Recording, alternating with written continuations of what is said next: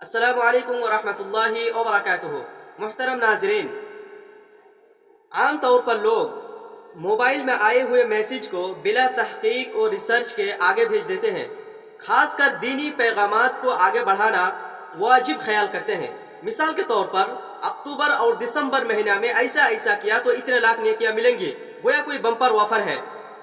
بدعات و خرافات، من گھڑت ضعیف احادیث اور شیوخ کے فرضی واقعات اور افواہوں پر مشتمل ایس ایم ایس بھیجے جاتے ہیں اور دوسروں کو نابینی کی صورت میں جان و مال کے نقصان اور آخرت میں تباہ و برباد ہونے کی بات کہی جاتی ہے۔ یہ صحیح نہیں ہے، اس میں پہلے تحقیق کر لینی چاہیے، کیونکہ اگر آپ کی بات پر کسی نے عمل کر لیا یا کفر کا مرتکب ہو گیا تو آپ بھی اس گناہ میں شریک ہوں گے۔